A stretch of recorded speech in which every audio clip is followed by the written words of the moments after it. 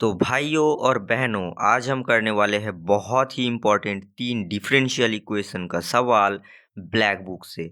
और तुम लोग जानते ही होंगे कि ब्लैक बुक का सवाल जेई के लिए कितना इम्पोर्टेंट है। तो फर्स्ट क्वेश्चन में हमें बोला जा रहा है कि a differentiable function y equals to G X satisfies this equation. Okay, तो बेसिकली g एक x का फंक्शन है जो इस इंटीग्रल इक्वेशन को सेटिस्फाई कर रहा है। तो यहाँ से हमें बेसिकली बताना है कि y या फिर g का डिफरेंशियल इक्वेशन क्या होगा। ओके, तो यहाँ पर हम यूज़ करेंगे Leibniz rule. Okay, Leibniz rule in two variable. तो ज़्यादातर लोग यहाँ पर Leibniz rule in one variable जो होता है वो जानते ही होंगे, पर यहाँ पर दो वेरिएबल है, एक है x एंड एक है t। तो यहाँ पर लिबनीज का टू वेरिएबल में जो इंटीग्रल का रूल होता है वो यूज़ होगा। ओके, एंड वो क्या होता है? तो Leibniz rule in two variable होता है ये। ओके, जहाँ पर ये बोल रहा है कि डी डी एक्स मतलब derivative of integration A to B. यहाँ पर ए एंड बी भी एक्स का फंक्शन है, एफ ऑफ एक्स टी, यहाँ पर दो वेरिएबल होगा। Okay, times D T equals to होगा A to B integration F X T D T. मतलब ये F X means partial derivative of X with respect to partial derivative of F with respect to X. Okay, and plus f of x b x.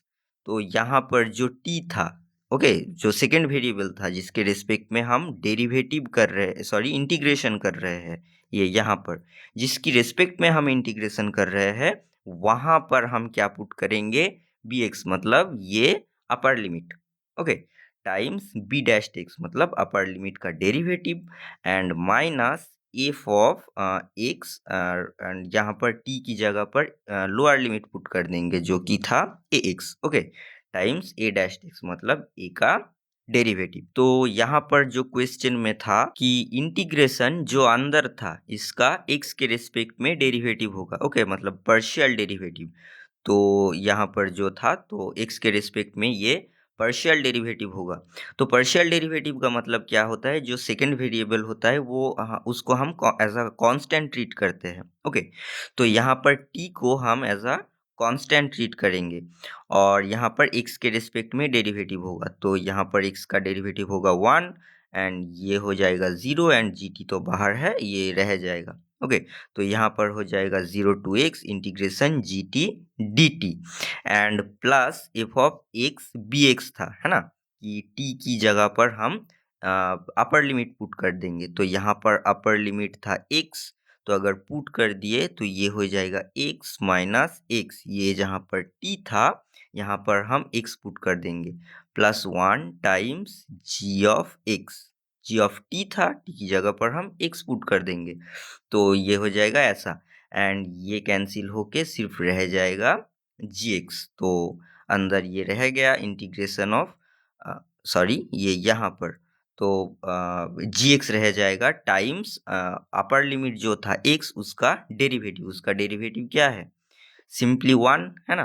तो ये G x रह जाएगा and second में जो था यहाँ पर ये मल्टीप्लाई था, है ना, कि ए डैश एक्स मतलब जो लोअर लिमिट था, ये यहाँ पर ए एक्स था लोअर लिमिट, तो ये लोअर लिमिट का डेरिवेटिव हो जाएगा। ओके, तो यहाँ पर लोअर लिमिट क्या था? 0, है ना। तो यहाँ पर जो भी होगा उसके साथ अगर 0 मल्टीप्लाई कर देंगे तो वो तो कुछ रहेगा ही नहीं ना, तो 0 हो जाएगा, इसलिए वो सेकेंड टर्म को हम नहीं लिए हैं। Okay, now right hand side में भी डेरिवेटिव हो जाएगा, तो इसका डेरिवेटिव होगा ये, सिंपल है। एंड नाउ यहाँ पर ये इस लाइन से इस लाइन पर आने पर हम फिर से एक बार लिबनीज रूल यूज़ करेंगे। ओके, जो वन वेरिएबल में है तो वो अप्लाई कर देने से ये हो जाएगा यहाँ पर, मतलब इस इक्वेशन का इस तरफ एंड इस तरफ दोनों तरफ फिर से डेरिवेटिव ले लेंगे एंड लिबनीज रूल यूज़ करेंगे। तो यहाँ पर ये हो जाएगा जी एक्स, ये कन्वर्ट होके सिर्फ जी एक्स रह जाएगा एंड ये जी एक्स का डेरिवेटिव हो जाएगा G dash X. Okay, and right hand side में डेरिवेटिव ये आ जाएगा। तो यहाँ से जी एक्स इक्वल्स टू क्या था? यहाँ पर क्वेश्चन में था G X equals to Y, Y equals to ये जी एक्स था। तो यहाँ पर हम पुट कर देंगे जी एक्स, ये जी डैश एक्स हो जाएगा D Y over D X. G dash x मतलब क्या, जी डैश का derivative, and G X equals to Y था तो ये हो जाएगा D Y over D X, and ये जी एक्स यहाँ पर वाई रह जाएगा, एंड राइट हैंड साइड में जो भी था वो रह जाएगा। तो डिफरेंशियल इक्वेशन आपके पास आ जाएगा ये। ओके, तो यहाँ पर से सी होगा हमारा correct option. And now second question में यहाँ पर जो था कि the value of g zero. Okay, तो यहाँ पर से यहाँ पर हमें डिफरेंशियल इक्वेशन फिर से सॉल्व करके पुट करने की कोई ज़रूरत नहीं है। यहाँ पर तुम इस इक्वेशन में ज़ीरो पुट कर दो, तो ये फर्स्ट टर्म जो है, ये वाला टर्म क्या हो जाएगा, integration of zero to zero, x की जगह पर हम जीरो पुट कर रहे हैं, and g t D t ये क्या वैल्यू दे देगा, जीरो, है ना, क्योंकि लिमिट सेम है, zero to zero same limit से सेम लिमिट पर, तो वो इंटीग्रेशन का वैल्यू जीरो ही आता है। ओके, एंड ये क्या हो जाएगा, जी जीरो। तो G zero equals to right hand side में भी एक्स की जगह पर हम जीरो पुट कर देंगे, तो 4 times zero plus zero equals to zero आ जाएगा। ओके, तो यहाँ पर से ये G zero equals to zero आ गया। Now coming to the next question. Next question में बोल रहा है कि the solution of differential equation of this, ये हमारे पास एक डिफरेंशियल इक्वेशन दिया गया है, एंड ये इनिशियल वैल्यू प्रॉब्लम है IVP। ओके, क्योंकि यहाँ पर जो इनिशियल पॉइंट है y0 equals to 3 and y dash 0 equals to 2, यहाँ पर दो वैल्यू हमें दिया गया है, तो ये एक IVP है ना, इनिशियल वैल्यू प्रॉब्लम। तो अब जो सॉल्यूशन आएगा उसके ऊपर हमें कमेंट करना है कि A is a periodic function होगा क्या, मतलब y क्या एक पीरियोडिक फंक्शन होगा, अप्रोचेस जीरो, जो भी होगा, एसिम्प्टोट क्या होगा वो हमें बताना है।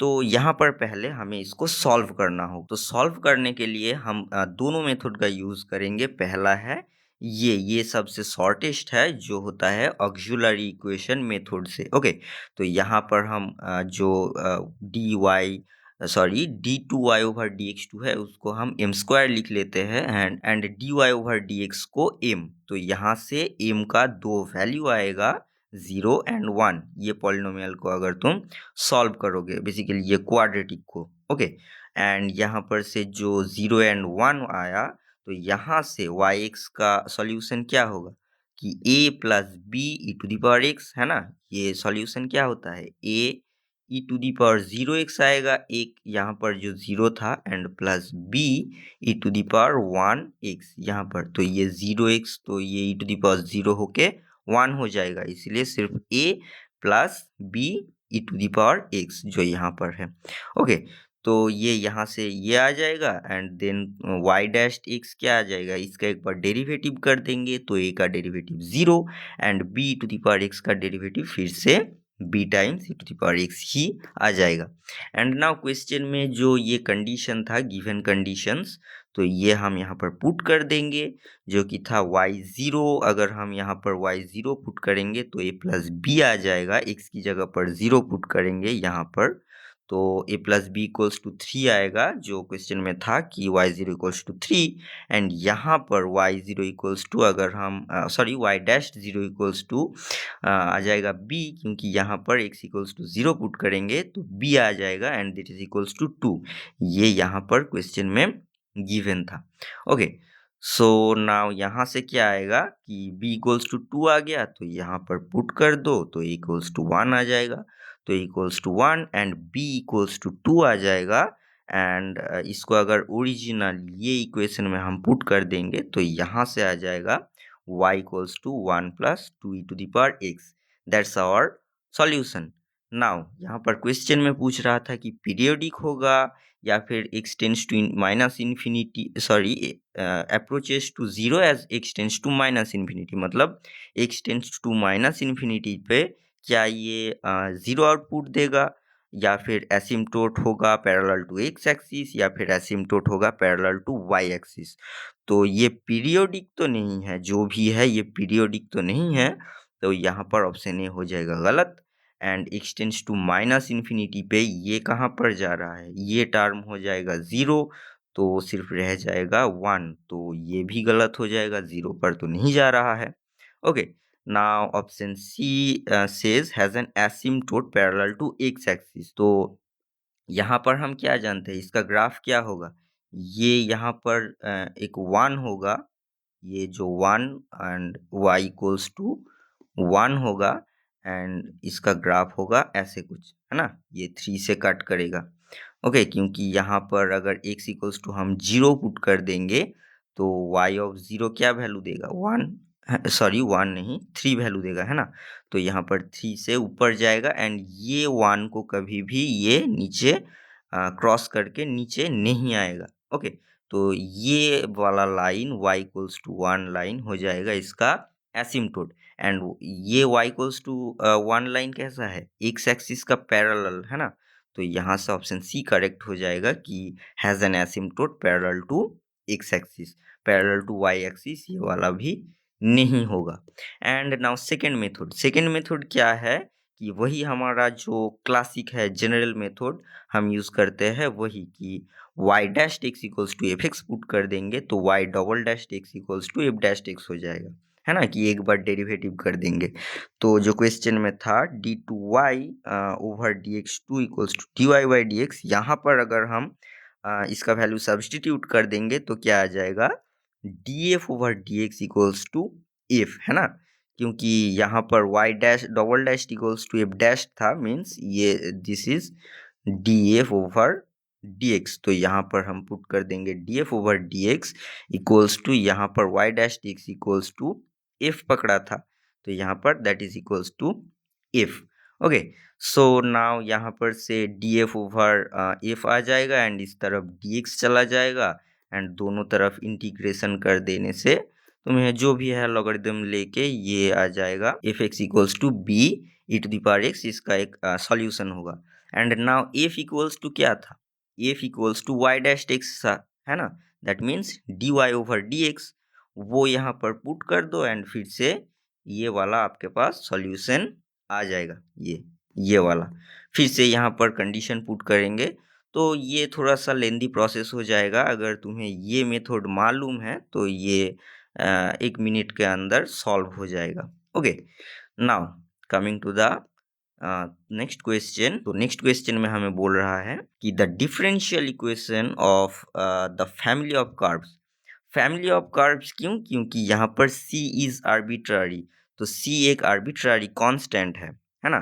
तो यहाँ पर c का बहुत सारा वैल्यू ले सकता है ये इक्वेशन, एंड हर एक वैल्यू के लिए एक अलग सा ग्राफ देगा या फिर एक कर्व बोल सकते हो। तो हर एक c का वैल्यू के लिए एक अलग सा कर्व देगा, एंड वो सारा जो सब कर्व दे रहा है वो सारे कर्व को आप मिला लो तो वो एक फैमिली ऑफ कर्व्स हो जाएगा, है ना। तो इसका डिफरेंशियल इक्वेशन हमें बताना है क्या होगा।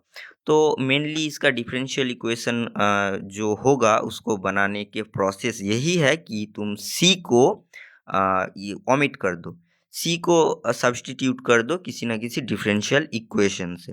ओके, c को उड़ाना होगा बेसिकली। तो यहाँ से हम क्या करेंगे, ये c times Y square equals to 2x plus C जो यहाँ पर इक्वेशन था उसको हम दोनों तरफ डेरिवेटिव कर देंगे, किससे, x के सॉरी y के रिस्पेक्ट में। ओके, तो यहाँ पर हम पहले y के रिस्पेक्ट में डेरिवेटिव करेंगे तो ये हो जाएगा 2cy। ओके, सो यहाँ पर राइट हैंड साइड में हो जाएगा 2 dx ओवर dy। ओके, ये ध्यान में रखना कि हम y के रिस्पेक्ट में डेरिवेटिव कर रहे हैं। Okay, so c equals to 1 over y d x over d y हो जाएगा, यहाँ पर से 2 कैंसिल हो जाएगा एंड y इस तरफ नीचे आ जाएगा। ओके, नाउ यहाँ पर जो था यहाँ पर हम c को सब्स्टिट्यूट करेंगे, किससे, इससे, कि c equals to 1 over y d x over d y. Okay, तो यहाँ पर हम पुट कर देंगे कि c की जगह पर 1 over y d x over d y, and जो वाई स्क्वायर था वो रह गया, एंड राइट हैंड साइड में 2x plus 1 over Y, and यहाँ पर भी एक c था तो ये 1 over y d x over d y substitute कर देंगे। ओके, नाउ डी दोनों तरफ y से अगर हम मल्टीप्लाई कर दिए तो यहाँ पर हो जाएगा, ये रह जाएगा, ये y से मल्टीप्लाई हो जाएगा and that is equals to 2xy plus dx over dy होगा। नाउ सिंपली कैलकुलेट करने पर हमें मिलेगा, ये इसको इस तरफ लेकर आ जाइए एंड यहाँ से dx ओवर dy अगर हम कॉमन ले लेंगे तो यहाँ पर से सिर्फ वाई स्क्वायर माइनस 1 रह जाएगा and 2xy right hand side में पड़ा रहेगा। नाउ ये यहाँ पर वाई स्क्वायर प्लस 1 होगा एंड इसको हम अब इस तरफ लेकर आ जाएंगे तो ये क्या हो जाएगा, चेन रूल की प्रॉपर्टी से dx ओवर dy हो जाएगा dy ओवर dx, है ना। क्यों? क्योंकि चेन रूल की प्रॉपर्टी से इसको हम फ्रैक्शन की तरह ट्रीट नहीं कर रहे हैं। ये होता है क्योंकि dy over dx times dx over dy equals to होता है 1। तो यहाँ से क्या होगा, 1 over dx over dy equals to dy by dx होगा, है ना। इसीलिए तो यहाँ पर से ये आ जाएगा इस तरफ तो 1 ओवर dx ओवर dy हो जाएगा and that is equals to dy over dx। Okay, तो नाउ यहाँ से ये 1 को इस तरफ लेकर आ जाइए and y square equals to 2xy times dy by dx plus 1 आ जाएगा आपका आंसर। तो ऑप्शन सी करेक्ट होगा। तो यही था आज का हमारा लास्ट सवाल एंड कमेंट में तुम बताना कि नेक्स्ट वीडियो किस टॉपिक पर होना चाहिए, क्या डिफरेंशियल इक्वेशन का ही और भी क्वेश्चंस हमें लाना चाहिए या फिर और भी कोई टॉपिक तुम्हें चाहिए। तो मिलते हैं तुमसे अगली वीडियो में, आज के लिए बाय।